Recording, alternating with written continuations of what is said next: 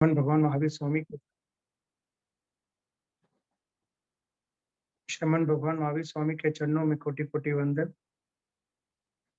आचार्य पर्वत 1008 विजयराज जी महाराज साहब के चरणों में कोटि कोटि वंदन। सभी सुसाधु के चरणों में कोटि कोटि वंदन। प्रज्ञा जागरण में जो भी आज उपस्थित है उन सभी को मेरा सादर जय जिनेन्द्र। प्रज्ञा जागरण क्लास 1 विषय है दशवें कालिक। लास्ट वीक सैटरडे को हमने पहला अध्ययन पूर्ण किया था। अब चलते हैं दूसरे अध्ययन की ओर। दूसरा अध्ययन का नाम है सामन पूर्वयम। सामन अर्थात श्रवण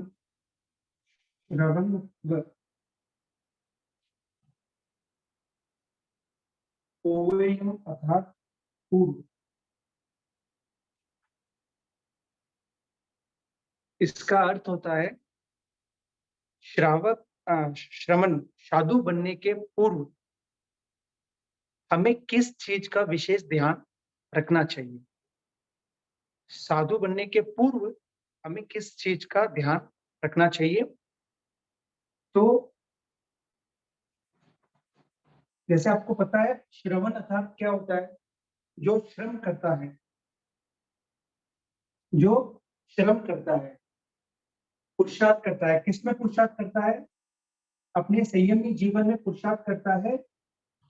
इसमें पुरुषार्थ करता है, अपने संयमी जीवन में पुरुषार्थ करता है। जब तक ज्ञानावर्णीय कर्म आदि क्षय नहीं हो जाते हैं तब तक उस ज्ञानावर्णीय कर्म को क्षय करने के लिए वो निरंतर पुरुषार्थ करता रहता है, ताकि उनका भव या तो सीमित हो जाए या फिर मुक्ति पहुंच सकते हैं।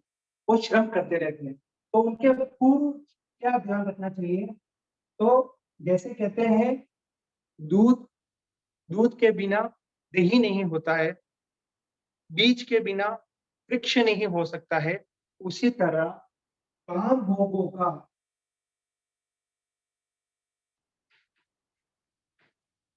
भोगों का निवारण किए बिना श्रमणत्व पालन नहीं हो सकता है। इसका पालन नहीं हो सकता है। जब तक हम काम भोगों का निवारण नहीं करेंगे तब तक हम इस श्रमणत्व का पालन नहीं कर पाएंगे। तो इसके लिए मतलब इस पूरे अध्ययन में इस काम भोगों से कैसे निवारण करना, मतलब कैसे इससे छुटकारा पाना, अगर ऐसे कुछ हो जाए, काम भोगों के वशीभूत हो जाए तो उसे कैसे निकलना, उसके बारे में इस पूरे अध्ययन में समझाया गया है। तो पहली गाथा है कहम नु पूज्य सामनम जो कामे ना निवारे पये पये विषयंतो संकपस वसम गहु। कहम नु पूज्य सामनम जो कामे ना निवारे पये पये विषयंतो संकपस वसम गहु। इस गाथे के शुरुआत में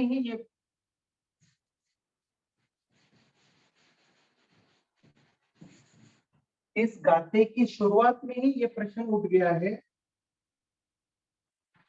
कहम नु पूज्य,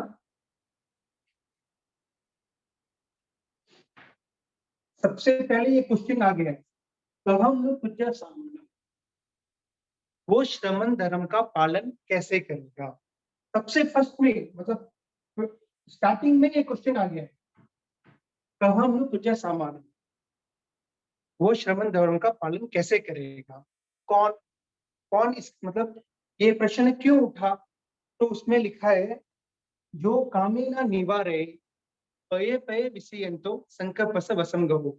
जो काम का निवारण नहीं करता है, काम भोगों का निवारण नहीं करता है, जो काम भोगों का निवारण नहीं करता है, संकल्प और विकल्पों में फंसा हुआ रहता है, उसमें वशीभूत होता है। संकल्प यानी इच्छाओं में वो फंसा हुआ रहता है, वो पद पद पर खेद पाता है, वो पद पद पर ठोकर खाता है। तो जो काम भोगों का निवारण नहीं करता,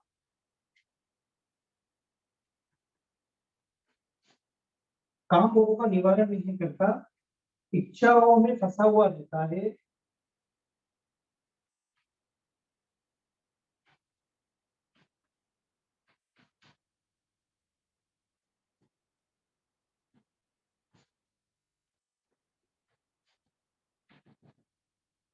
जो काम भोगों का निवारण नहीं करता, इच्छाओं में फंसा हुआ रहता है, और वो हर एक जगह पे ठोकर खाता रहता है।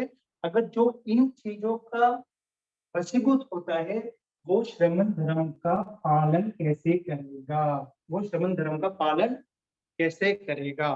काम भोगों के निवारण के बिना श्रमण पालन असंभव है। जब तक काम भोगों का निवारण नहीं होता है, तब तब तक श्रमण धर्म का पालन करना मुश्किल ही नहीं, नामुमकिन है।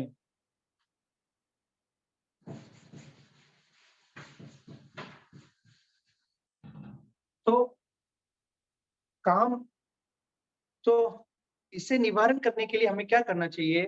तो हमें ये समझ लेना चाहिए कि हे काम, तो काम किससे पैदा होता है? इच्छाओं से पैदा होता है। हे काम, मैं जानता हूं कि तू इच्छाओं से पैदा होने वाली चीज है। अगर मैं तेरी इच्छा ही नहीं करूंगा, तो तू मेरे को वशीभूत कर ही नहीं पाएगा। तो हमें ये मन में ये मन में दृढ़ रख लेना चाहिए कि हमें इच्छाओं के प्रति आसक्त नहीं होना है। जब जब हम इच्छाओं के प्रति आसक्त, थोड़ा भी अगर अपन को छूट मिल जाती है ना, तो फिर वो एक उंगली पूरे हाथ को ऐसे पकड़ लेती है, और वो कब गले पर आ जाती है समझ में भी नहीं आता है। तो हमें जब जब भी छोटी सी छोटी भी अगर अपन को लगे कि इस चीज में मैं थोड़ा सा चूक रहा हूँ, तो उसी समय उससे हम वापस पीछे आ जाना चाहिए। अगर थोड़ी सी हल्की सी छूट अगर अपने छोड़ दी, तो वो आगे जाते जाते जाते जाते जाते वो विनाश का काम भी कर सकती है। तो श्रमण धर्म की मतलब 10 प्रकार के श्रमण धर्म है। 10 प्रकार के श्रमण धर्म है, जैसे कि क्षमा, भार्गव, आर्जव, मुक्ति, सत्य, त्याग, संयम, ब्रह्मचार्य, अकिंचनीय, ये 10 प्रकार के श्रमण धर्म है। जब हम इन कामों का निवारण नहीं करेंगे, तब तक इन 10 प्रकार के श्रमण धर्म का पालन नहीं कर पाएंगे। क्योंकि जब जब हम सही काम भोगों में फंसे हुए रहेंगे ना, तो हमें क्या होगा कि छोटी छोटी बातों में क्रोध आ सकता है, तो क्षमा का पालन होना असंभव है। छोटी छोटी बातों में लोभ पैदा हो सकता है, तो आर्जव का पालन करना असंभव है। तब करना हमारे लिए बहुत भार लगने लग जाता है, संयम में रहना मुश्किल हो जाता है। ब्रह्मचर्य भी पालन करना भी कभी कभी किसी किसी के अंदर वो स्त्री वेदनीय कर्म, स्त्री भोगवन्य कर्म का उदय हो जाए, तो उसको भी संभालना उनके लिए मुश्किल हो जाता है। तो ये पहली गाथा हुई है। तो दूसरी गाथा,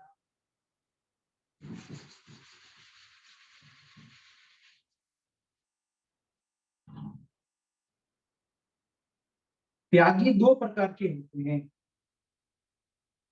त्यागी दो प्रकार के होते हैं। एक परवश, और दूसरा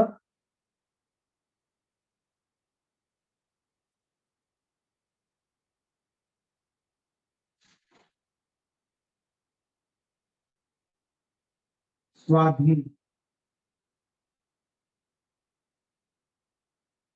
परवश मतलब दूसरों के जोर से, दूसरों के जोर से, यानी किसी प्रकार का रोग उत्पन्न हो गया, किसी प्रकार का रोग उत्पन्न हो गया, और इसमें स्वाधीन, स्वतंत्रता, स्वयं, कोई कोई रोग नहीं, कुछ भी नहीं, स्वयं अपनी अपनी इच्छा से, ये किसी दबाव के कारण, और यहाँ पे स्वयं, स्वतंत्रता, अपनी इच्छा से कोई त्याग करता है, एक ये त्यागी होता है और ये त्यागी होता है। ये त्यागी क्या करते हैं, संसार में जीने के लिए त्यागते हैं। और ये त्यागी क्या होता है, ये त्यागी क्या करते हैं, संसार समुद्र को पार करने के लिए त्यागते हैं।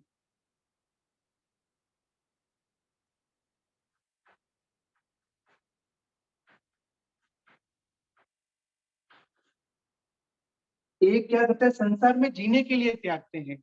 जैसे किसी को डायबिटीज हो गई तो मिठाई त्यागते हैं। क्यों त्यागते हैं, अगर मैं मिठाई खा ली तो मेरा मतलब मृत्यु जल्द से जल्द हो जाएगा, इसलिए वो मिठाई को त्यागते हैं। तो संसार में जीने के लिए त्यागते हैं। और ये क्या करते हैं, संसार समुद्र को पार करने के लिए, ये इनको कहते हैं द्रव्य त्यागी। और ये बाह्य त्यागी मतलब आत्मा के लिए त्यागना।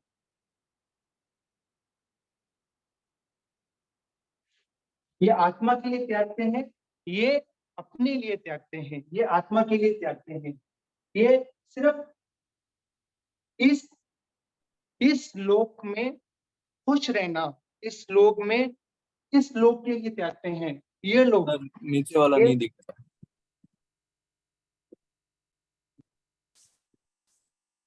हाँ अब दिख।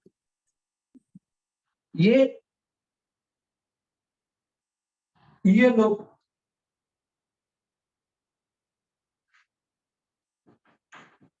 और ये लोग और परलोक,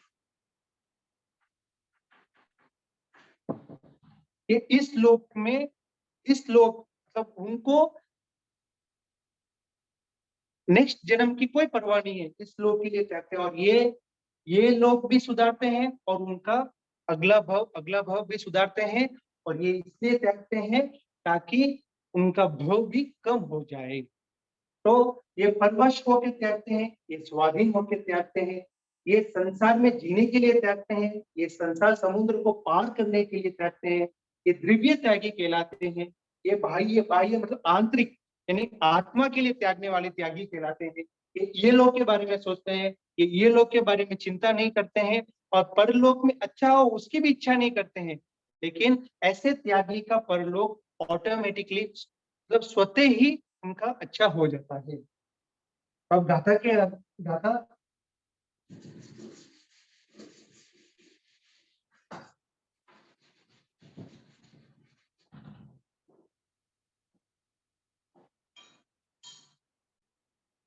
वत गंधमलंकारम इतीयोसयनानीय अच्छंदा जैन पुंजंती न से चायति उच्चई।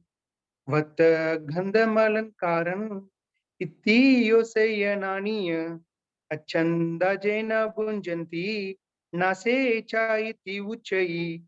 मतलब जैसे आपको बताया गया था, परवश या पराधीन होके, जैसे वक्त मतलब वस्त्र, गंध मतलब गंध, मलंकार मतलब अलंकार, आभूषण वो सब, इत्तियो मतलब स्त्री, सैया नानीय मतलब सैया, अच्छन सैया या अच्छंदा, अच्छंदा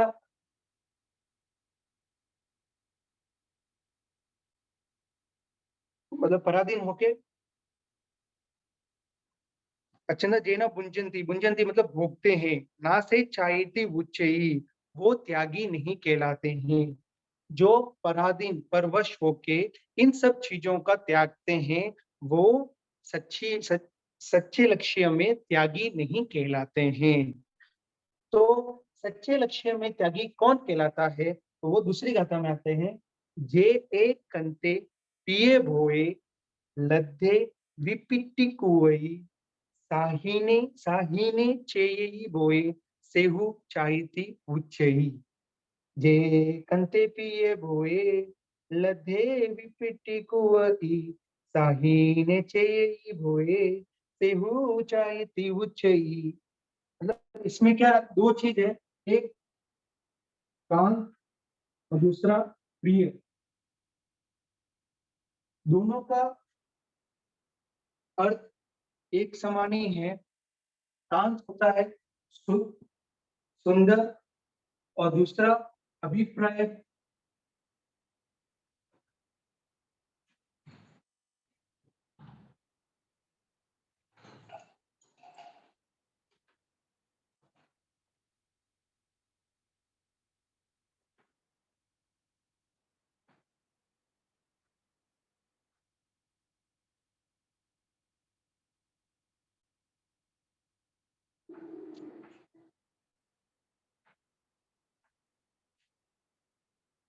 कांत का मतलब है सुंदर और प्रिय का मतलब है प्रिय, मतलब अपने लिए अभिप्राय, अपने अपने को बहुत ज्यादा प्रिय लगती है। तो इसमें 4 डिवीजन होता है।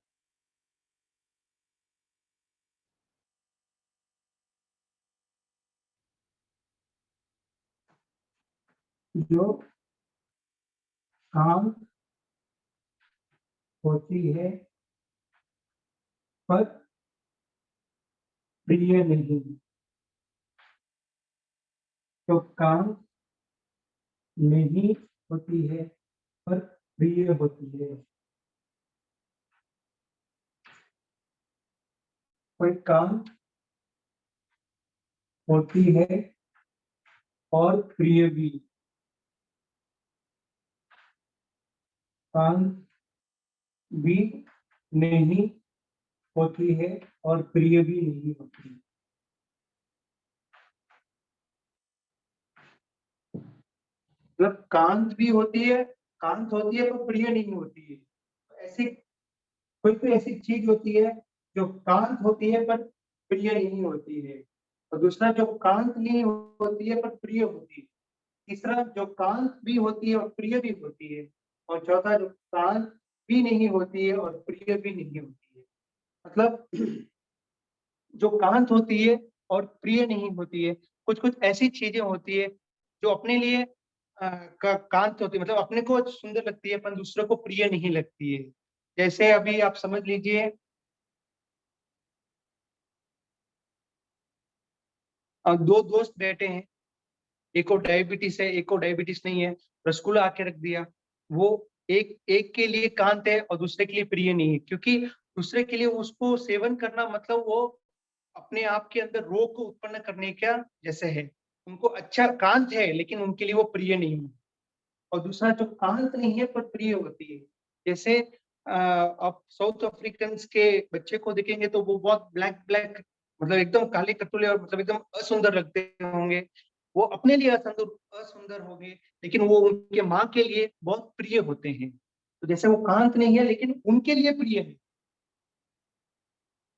जैसे जो कांत भी होता है और प्रिय भी होता है, जैसे सभी लेडीज के लिए अगर आप आभूषण की बात करें, गोल्ड की बात करें, वो कांत भी होता है और हर लेडीज को वो बहुत बहुत ज्यादा प्रिय भी लगता है। तो जो कांत भी नहीं होता है और प्रिय भी नहीं होता है, जैसे आप भूत पिशाच ऐसे अन्य को देखो, वो कांत भी नहीं लगते हैं और वो उतने भी प्रिय भी, किसी के लिए भी वो उतने प्रिय भी नहीं होते हैं।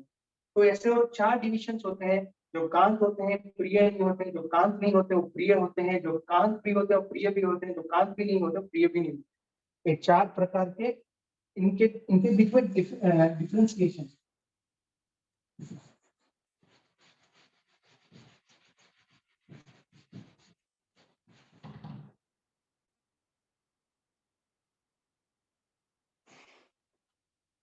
जे कंते पिए भोए, जो कांत, जो प्रिय, जो भोगने योग्य है, मतलब जो ये सब चीजों को भोगने योग्य है, जिनके अंदर वो समता है, जो वो इन सब चीजों को भोग सकता है, वो इतनी समता रखने के बाद भी उन सब चीजों को स्वाधीन होकर, मतलब स्वतंत्र रूप से उन भोगों को जो त्यागता है, वो ही सच्चा त्यागी कहलाता है।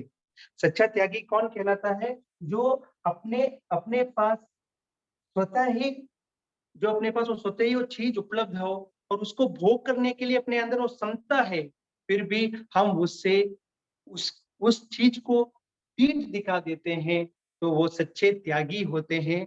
वही सच्चे वही सच्चे मतलब अपने अपने धर्म के हिसाब से वही सच्चे त्यागी होते हैं।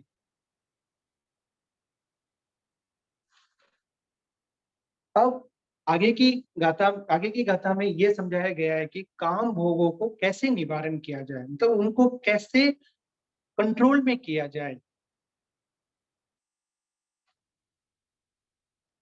तो वो गाथा है, समाई पेहाई परिवयंतो सिया मनो निस्सरहि बहिता न समहम नोवि अहम पितिसे इच्छेवा तौ विनयज्य रागम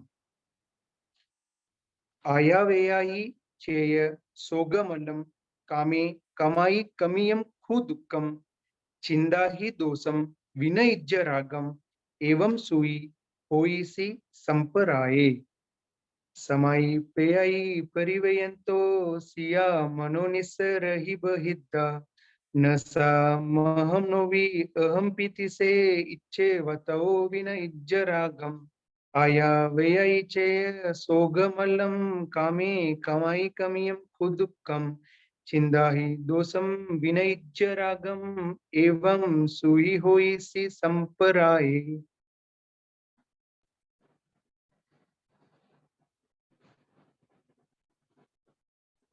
तो पहली गाथा है, समाहि पेयाहि परिवेयंतो, मतलब जो साधु संभाव पूर्वक साधु धर्म को पालन करते हुए विचरते हैं, उनका मन कभी कदाचित उनके मन में अगर संयम के प्रति, मतलब संयम में चलने वाले, कभी उनका उनकी दिशा कभी भी बदल, मतलब कभी कुछ क्षण के लिए कभी बदल भी जाए, तो उनको ये चिंतन करना चाहिए कि ये स्त्री, ये पदार्थ, ये मेरी नहीं है और मैं उसका नहीं हूँ। ये विचार करते हुए उनके अंदर, उनके मन के अंदर में से वो राग भाव को हटा दे। ये पहला कारण। वो स्त्री मेरी नहीं है,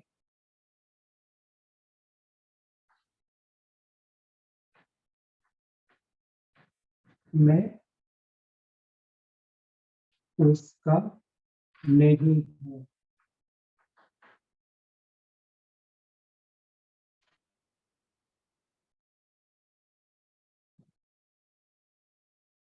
ये चिंतन करके उस स्त्री के ऊपर से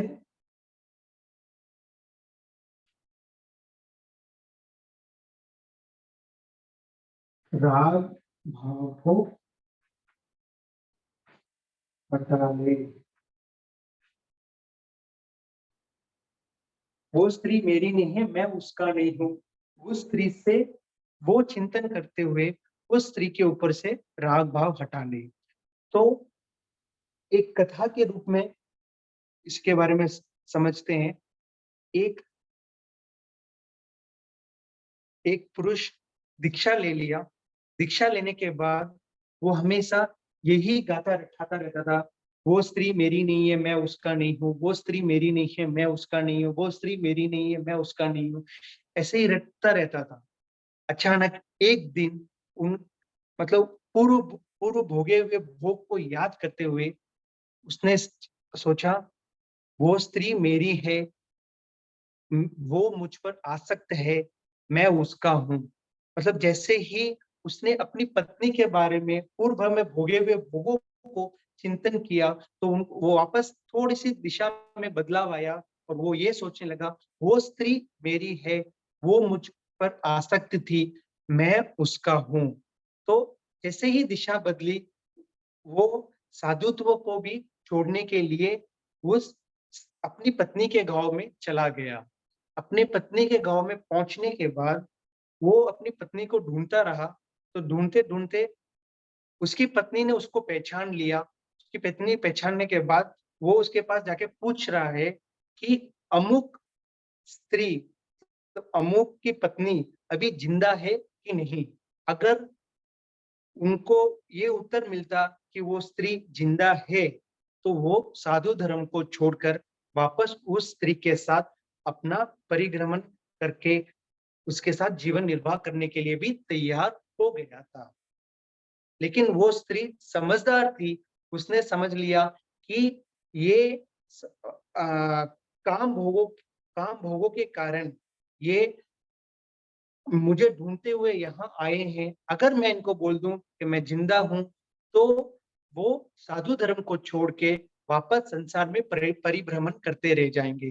तो उसने बुद्धिमान पूर्वक उसने ये बोल दिया कि वो स्त्री तो किसी और के साथ भाग गई, क्योंकि उस साधु को उस स्त्री की पहचान नहीं थी, क्योंकि पहले घूंघट का वो सब था, तो वो पहचान नहीं पाया कि ये स्त्री वो ही है, मतलब वो ये स्त्री मेरी पत्नी है, वो पहचान नहीं पाया। लेकिन जैसे ही उसने बताया, वो स्त्री तो किसी और के साथ भाग गई।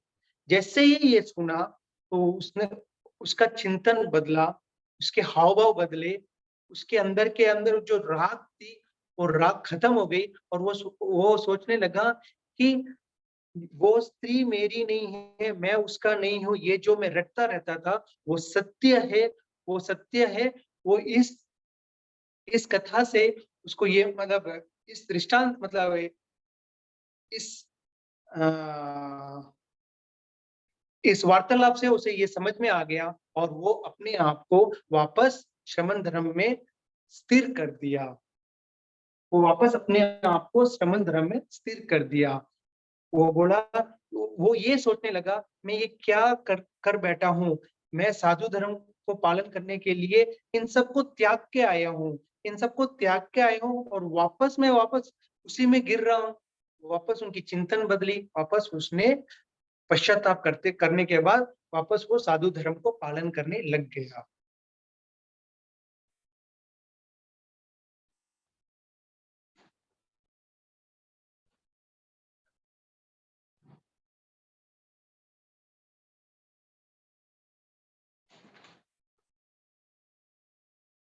अब दूसरी गाथा है, आया व्ययी छेय सोग मंडम। तो ये फर्स्ट उपाय है। ये फर्स्ट उपाय है, वो स्त्री मेरी नहीं है, मैं उसका नहीं हूँ और उस स्त्री से राग भाव को हटा ले। अगर बाई चांस इससे भी राग भाव नहीं हटता है, केवल स्त्री का ही नहीं होता है, किसी भी वस्तु सामान्य तौर पर स्त्री से समझाया जाता है, लेकिन केवल स्त्री का नहीं है, कोई भी वस्तु है, कोई भी घर है, किसी के ऊपर मोह है, सब चीज इसमें समावेश हो जाती है। अगर इससे भी काम नहीं होता है, तो दूसरा उपाय है,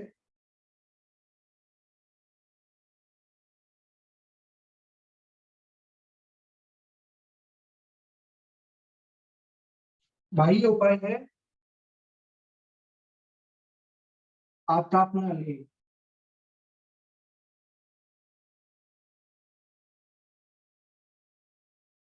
शरीर को तपस्या से सूखा डाले, आतापना ले। सुख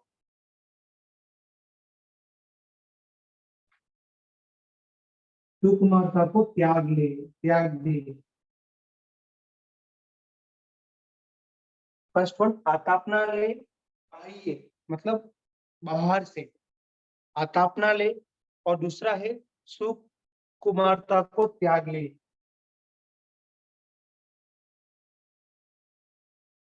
आतापना अर्थात तप करो, 12 प्रकार की तपस्या है, उनको उन तपस्या से अपने शरीर को सुखा डालो या सुकुमारता को त्याग लो। ये अपने अंदर की जो कोमल है, मतलब कि भाई ये कष्ट नहीं सह पाता हूँ, वो कष्ट नहीं सह पाता हूँ, उन सबको त्यागना है, उन सबको त्यागना है। ये बाह्य उपाय है। और आंतरिक उपाय है तो क्या है, आंतरिक भी दो उपाय है, उसमें है सभी प्रकार के द्वेष,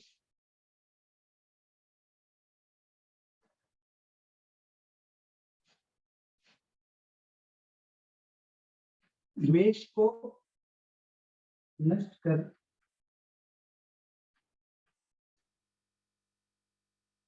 राग उत्पन्न होने लगे।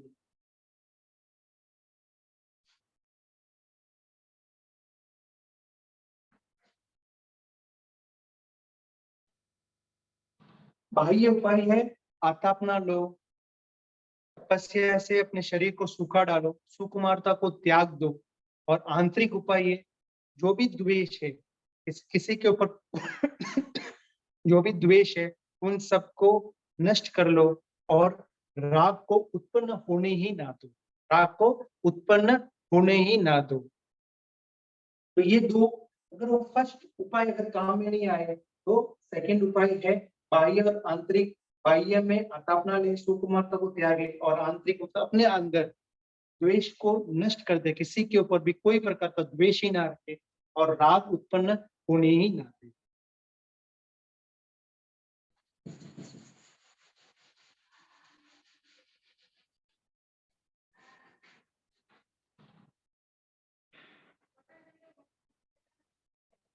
तो त्यागी कौन होता है?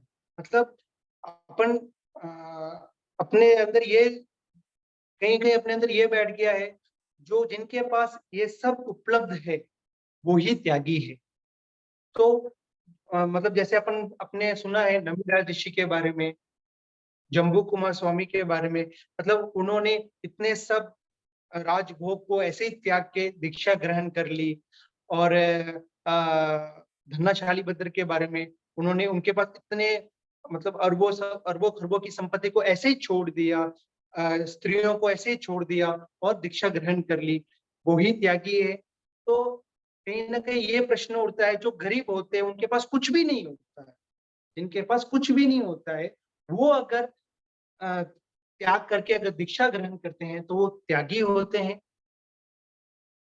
तो त्यागी का मतलब ये नहीं होता है जिनके पास जो जो है उन सबको छोड़ दिया तो वो त्यागी हो गए, मतलब प्रिय मतलब करोड़ों रुपए का छोड़ दिया तो वही विशाल त्यागी होते हैं, वैसे नहीं होते। त्यागी होते हैं जो मन के अंदर से इच्छाओं को पूर्णता से त्याग कर दिया, वो सच्चा त्यागी होता है।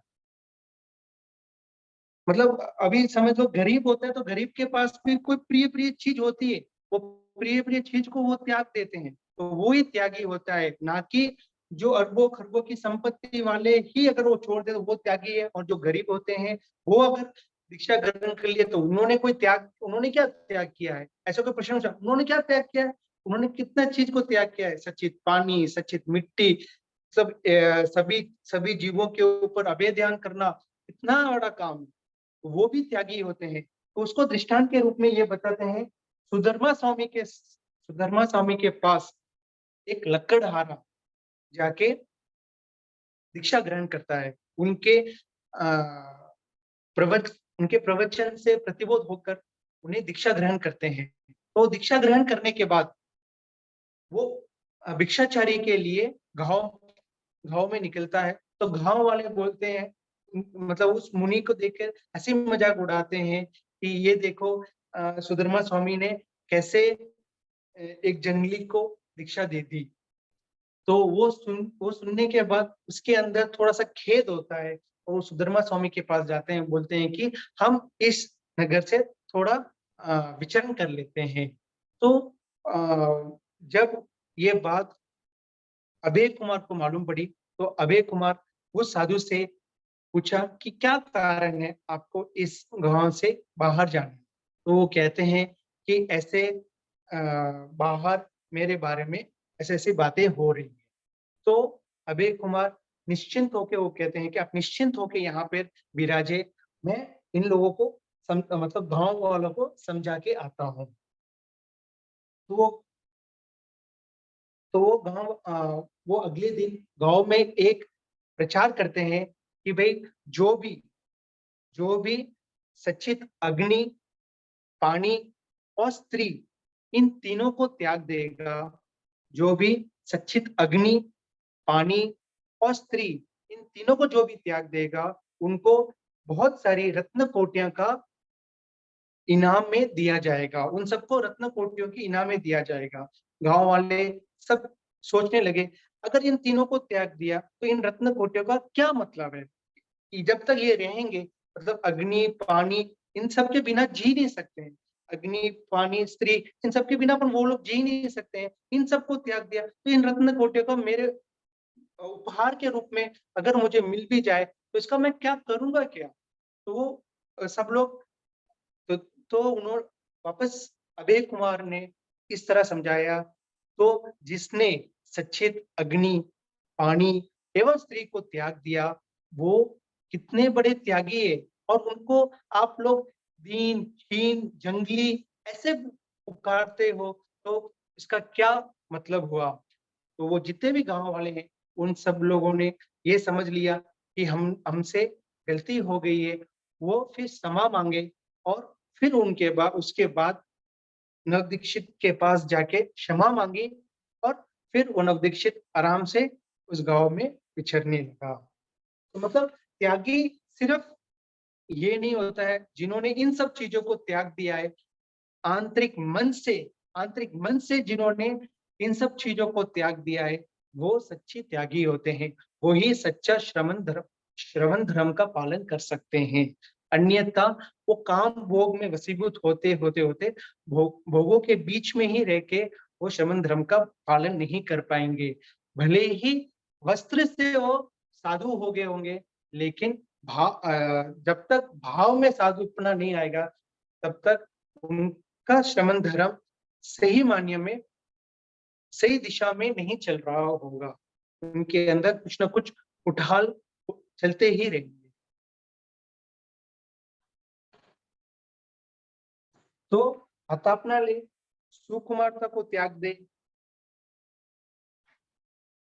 काम जो इन काम भोगों को त्यागता है, वो निश्चय ही उनके अंदर से दुःख दूर हो जाएगा। कामे कमाई कमियम खुद दुःखम, मतलब दुःख दूर हो जाएगा।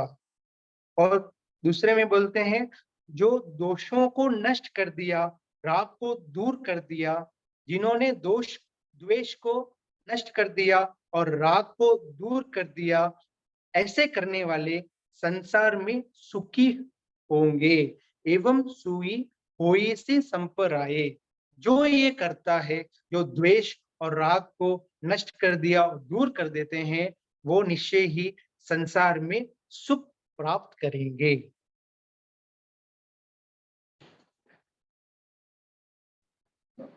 और जब कहते हैं ना, ईस्ट अनिष्ट,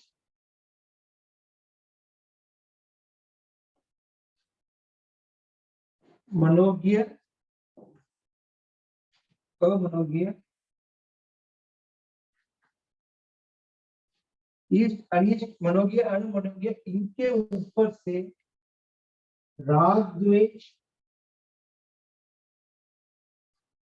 ना करता है, जो नहीं करता है, वो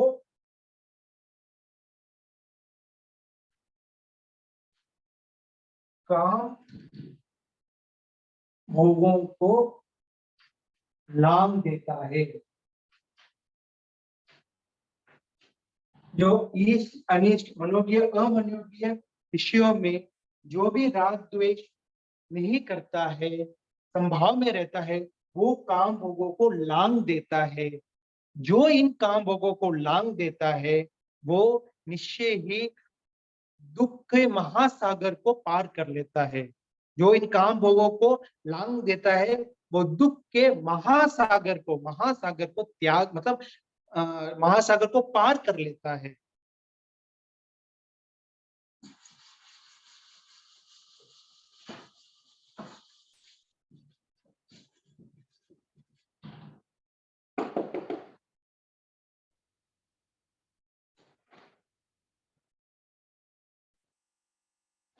आज ये 5 गाथा ही रखते हैं और आगे चलते हैं।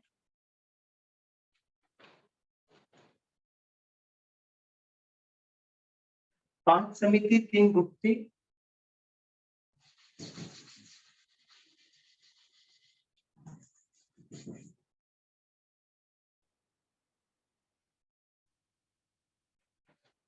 5 समिति 3 गुप्ती। 5 समिति 3 गुप्ती में पहले समिति इरिया समिति, वो लास्ट क्लास में अपनी चर्चा हुई थी। आज है भाषा समिति।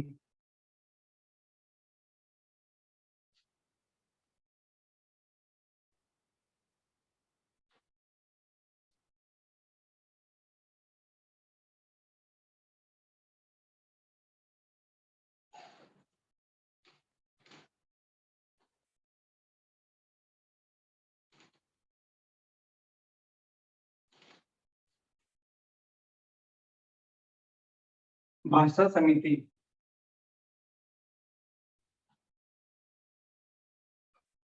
भाषा समिति अर्थात आवश्यकता होने पर, मतलब जब भी बोलना पड़े, आवश्यकता होने पर अपने को कौन सी भाषा का प्रयोग करना चाहिए। निर्दोष निर्दोष भाषा का प्रयोग करना चाहिए। और कौन सी भाषा का? निर्वध्य, ऐसे वचनों के ऊपर प्रवृत्ति करना चाहिए। आवश्यकता होने पर निर्दोष भाषा का प्रयोग करते हुए प्रवृत्ति करना भाषा समिति कहलाता है। तो सबसे पहले हम ये जानेंगे हमें कैसी भाषा, मतलब हमें कब कब बोलना चाहिए। तो कोई श्रावक या साधु जो भी होते हैं, तो सबसे पहले उनको कम बोलना चाहिए।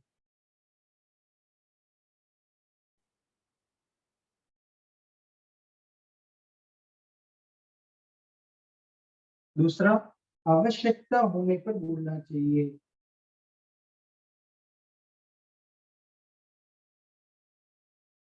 तीसरा, मीठी भाषा बोलनी चाहिए, मीठा बोलना चाहिए। चौथा, अहंकार रहित बोलना चाहिए।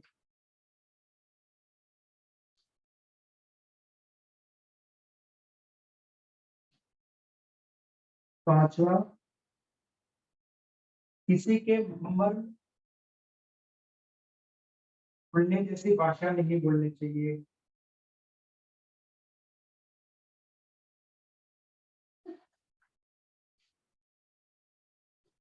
हितकारी भाषा बोलनी चाहिए।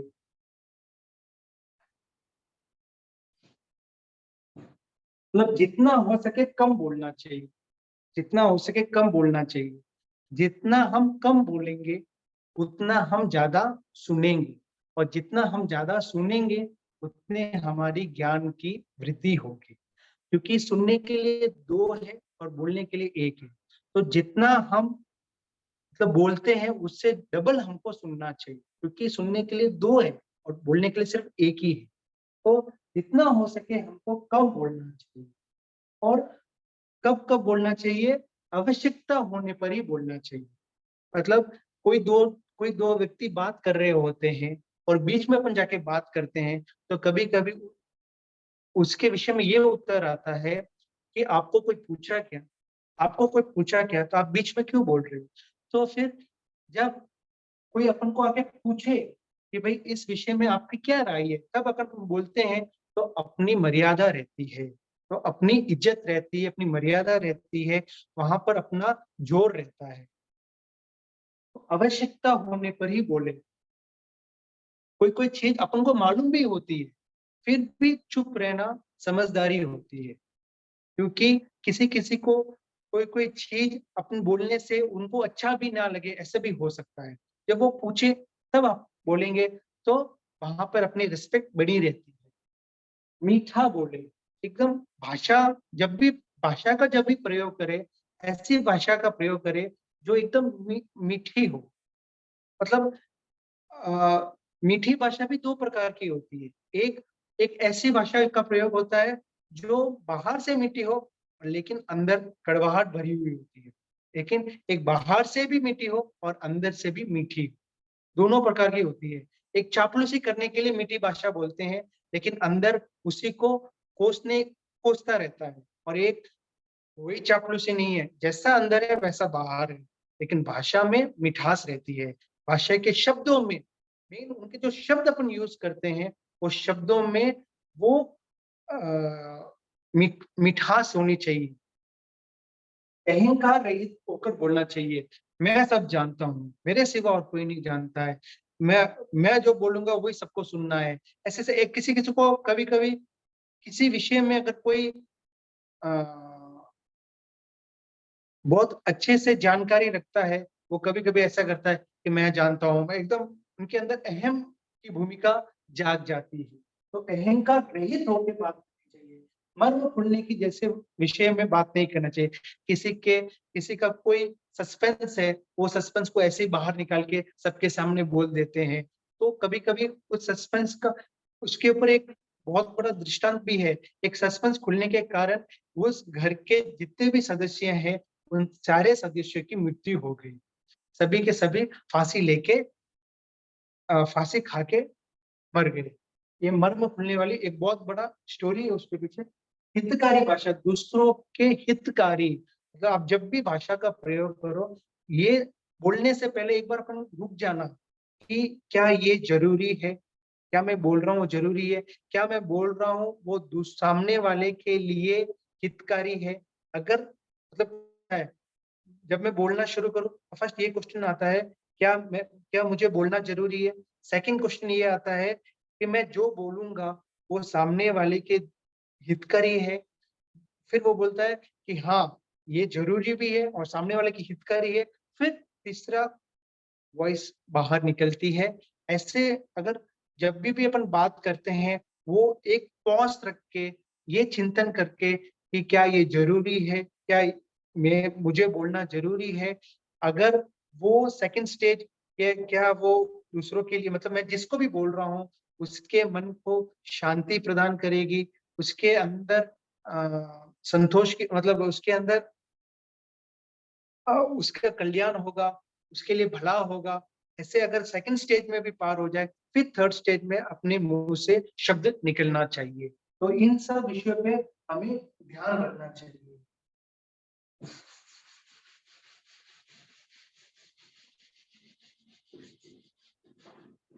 तो भाषा समिति के चार: द्रव्य क्षेत्र, काल और भाव।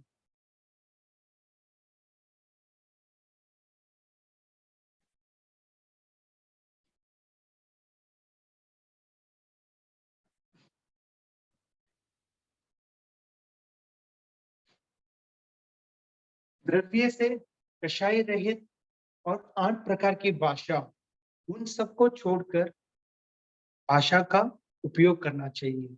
किसी प्रकार का क्रोध, मान, माया, लोभ,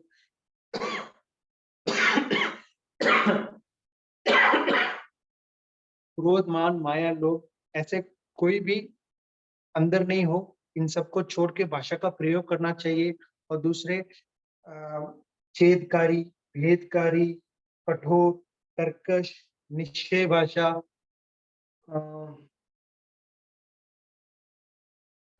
क्लेश भाषा, ऐसी भाषा का प्रयोग नहीं करना चाहिए। कठोर, कर्कश, छेदकारी, भेदकारी, निश्चयकारी, सावध्य, मिश्र एवं क्लेश उत्पन्न करने वाली, इन 8 प्रकार की भाषा को छोड़कर हमें भाषा का प्रयोग करना चाहिए।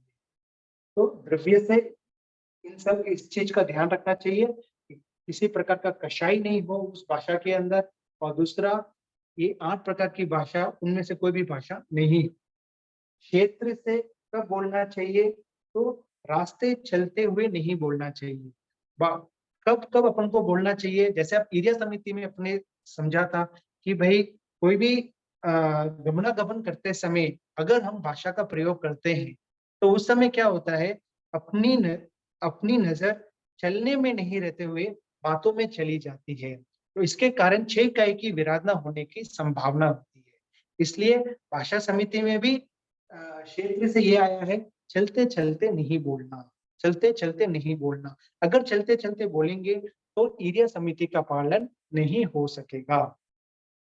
तो काल काल में रात्रि के 1 प्रहर समाप्त होने के बाद बाकी के जो 3 प्रहर है, रात्रि के जो 4 प्रहर है उसमें पहला प्रहर समाप्त होने के बाद आवाज इतनी धीमी हो जानी चाहिए कि सिर्फ जिससे बात कर रहे हैं उसको ही सुनाई दे, बाकी किसी को भी सुनाई नहीं दे। मतलब आवाज धीमी हो, ऊंचे स्वर में ना बोले, ऊंचे स्वर में ना बोले। 4 प्रहर है, 4 प्रहर में 1 प्रहर व्यतीत होने के बाद बाकी के जो 3 प्रहर है उस प्रहर में ऊंचे स्वर में बात नहीं करें। सूर्य उदय तक ऊंचे स्वर में बात नहीं करें और भाव से उपयोग सहित और राग द्वेष रहित होकर भाषा का प्रयोग करें। उपयोग सहित, उपयोग मतलब एकदम भाषा का प्रयोग करते समय उपयोग लगा देना चाहिए कि ये भाषा का प्रयोग करना है कि नहीं करना है। ठीक है, तो उपयोग सहित और राग द्वेष रहित होकर भाषा का प्रयोग करना चाहिए। तो इस तरह भाषा समिति दूसरी समिति अभी यहाँ पे क्लियर हुआ है। इसी में किसी को कोई डाउट है तो पूछ सकते हैं।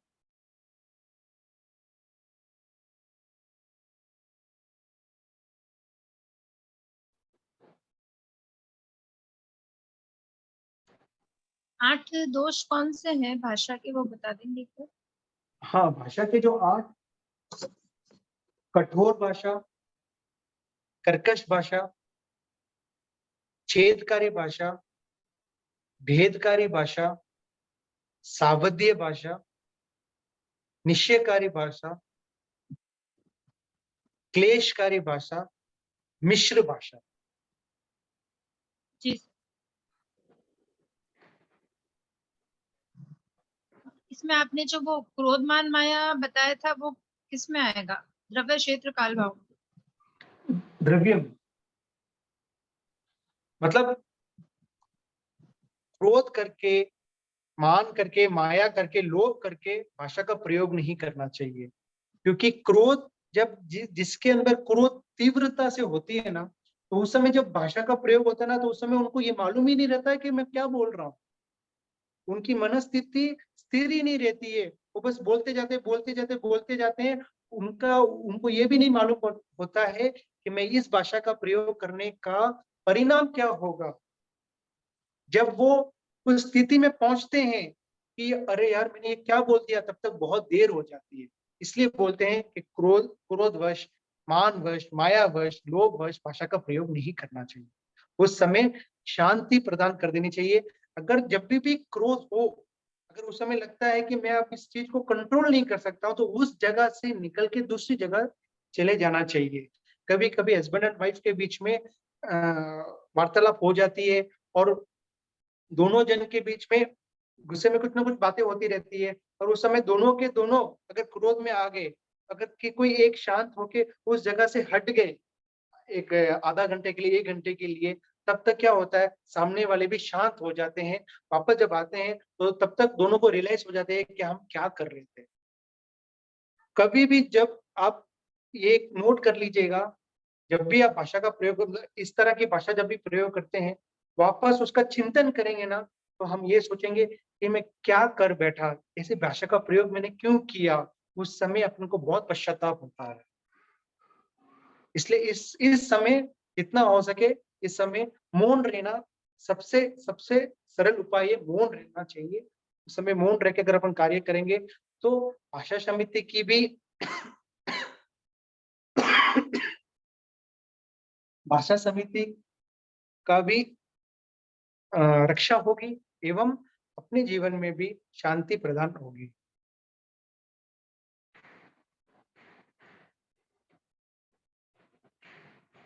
जी सर। Thank you.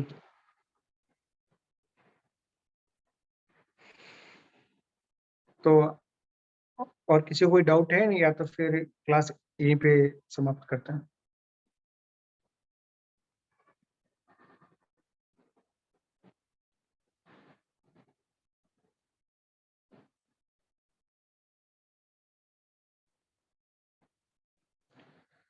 ना सर, डाउट तो नहीं है।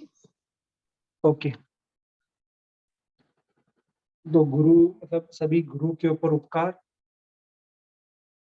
अहो गुरुवर कृपा करीने, दीन ज्ञान की प्यास, भव भव में ना भूलेंगे आपका उपकार। ओ गुरुवर आपका उपकार,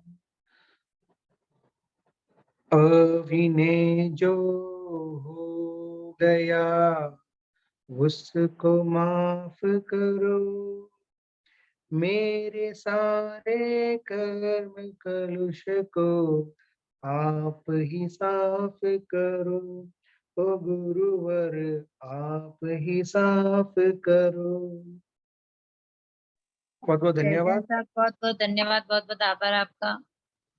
बहुत बहुत धन्यवाद।